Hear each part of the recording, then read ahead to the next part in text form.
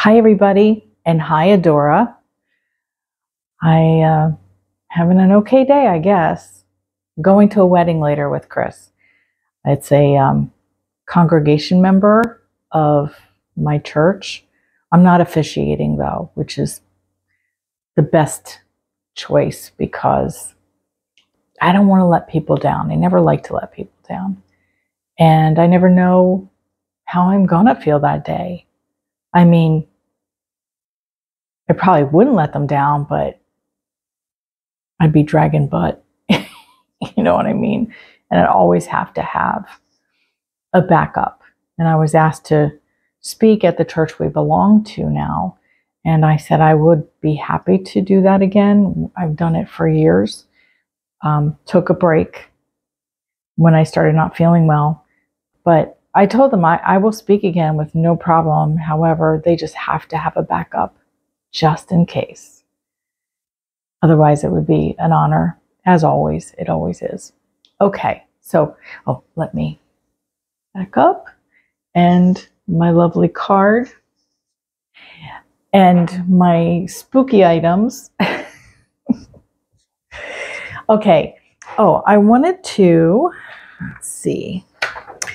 I printed something out that was a statement on one of my Facebook groups. Not one that I lead, just that I belong to. And this message is from Dan. I was diagnosed 3 years ago, and some friends who I talked to frequently stopped calling and avoided my calls.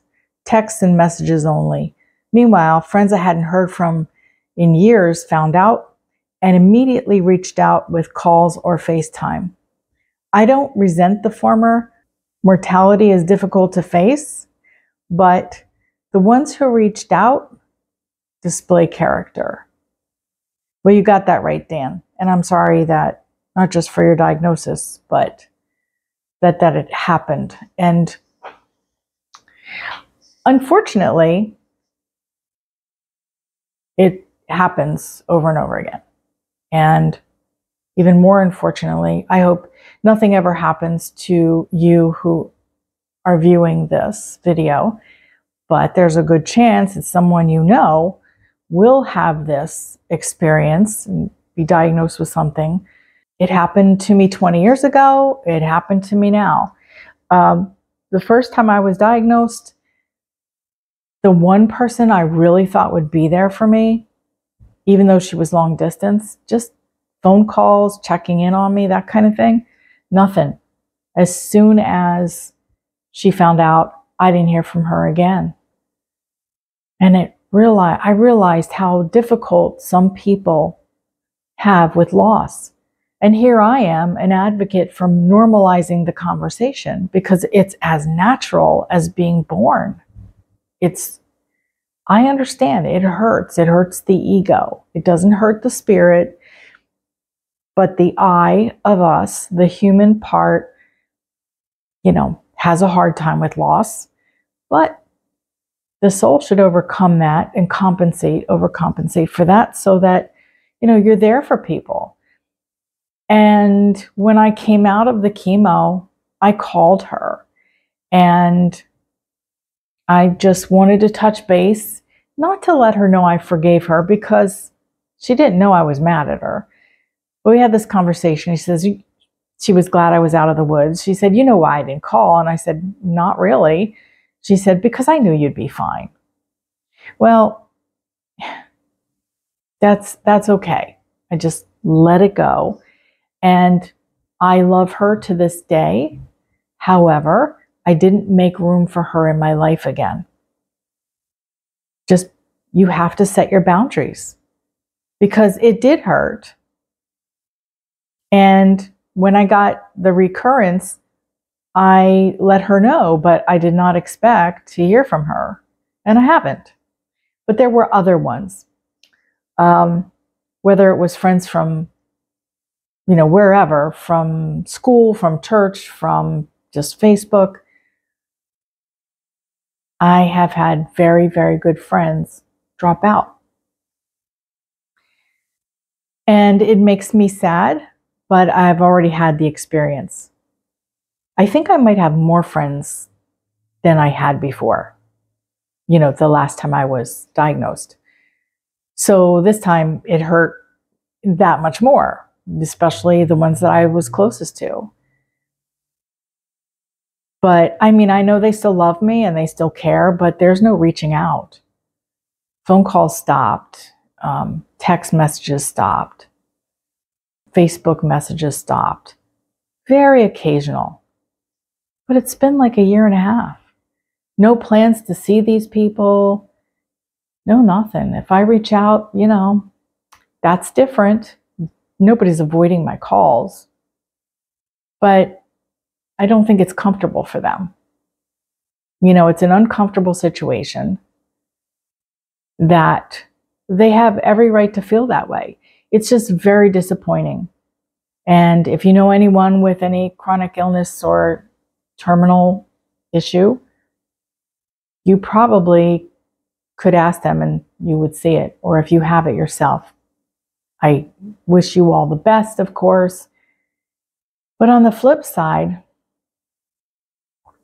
I had so many people reach out, and people that I didn't know. Okay, it was a little weird that somebody from Florida wanted to come up and, take care of me. That was a little much. But a lot of you have reached out, to send me cards and letters and gifts, even though you don't know me. It's amazing. It's really amazing that I feel loved and blessed in that way. And we may never meet in person, but I can't tell you how much I appreciate that. Does it make up for lifelong friends? No, not really. Of course it wouldn't. But it does still make me feel loved. And Gloria got into the catnip. So if you hear anything, she's a little crazy. And so yeah, I just wanted to explain that you can expect that. It's not something anyone ever warned me about, but that's real. And it makes me sad, but we have to cope with that. And anyone that might be watching that has sort of shied away, I love you, and it's okay. But I'd really rather see you deal with your fears and deal, with your pain, because you either lost people before that you have not gotten closure about or grieved properly about, so it's not really about me, it's about you. And I want to see people grow. And if we avoid things, I don't know how we can grow, right? I would love to hear your comments about this and how maybe in challenging times the people weren't there for you. It stinks, but this is the reality. I want to normalize not just the death process, but talking about it, being okay with it. Because you can either run away and lose that friendship, or you can support them and enjoy the time that you have. Now, I could be here for another year and a half. I could be here for another 3 years. I don't know that yet. But I don't want to go and leave other people with regrets about how they didn't step up or how they didn't stay in touch. And, so passings generally leave a lot of guilt behind as well. Like, I could have handled this better. And I get that with clients all the time. They want to know how, if somebody's okay and they feel guilty, the guilt is strong that they didn't see them. Or I should have visited grandma in the nursing home more often. I feel bad. Is she mad at me? Well, she's not mad at you. I mean, especially if you were young and you're getting on with your life and you're building a life, and that happens. That happens. It's only with maturity that we can realize, the time is short. Because when we're young, we feel invincible. Grandma's going to be in there for a long time. It's not a problem. No, it's not. It's not the case. You can go in a minute. But there will always be something to feel guilty about in life and death. So I just try to encourage people to forgive themselves, because grandma's not mad at you. It doesn't work that way. And we don't take those things with us. We do take regrets about maybe relationships that we had here, when we pass over, but we don't really hold on to those. We sort them out there, because everything has to be fixed one way or another. But it's apparently easier to do here. I don't know why. I would just think dropping that ego on the floor and going up to heaven would just be, oh yeah, we can fix it there, right? Because everything there is perfect. I don't know that. It's just the way I would feel it would be. But I have faith that there's a system. Definitely a system in place. Anyway, I do want to thank you to those who have been there for me, even in your comments. I try to read every single one, and I still have a low enough subscribership that I can do that. And one day I may not be able to, and I will just have to thank you in my videos. But I would love to hear from you in the comments, or send me a card. It does make me feel good. And I appreciate you being there for me. YouTube has become one of these comforts that I look forward to. Not to say it's not a lot of work, but it is a vehicle. And so that when the time comes when maybe I'm not going out so much, that I know you're there.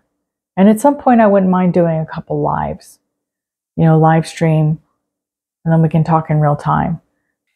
So I just have to get that camera that I talked about, and I'm going to do that. But for now, I'm going to close, because I've got to go do my hair and makeup and get changed for the wedding. And yeah, it should be fun. So I love you all. And if I have time, I'll take a picture of my beautiful self, the one that's going out, stepping out and dancing, I hope.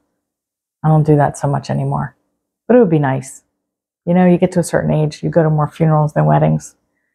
So I'm looking forward to some festivities and seeing some of the church members that I haven't seen for a long time. So yeah, that's that. Love you all again, and I want you to feel blessed, because you are. All right, and keep reaching out to people in need. Get your scoreboard brownie points that way. They're all up there waiting for you. All the things that you did, all the good things you did. All right, see you later. Bye.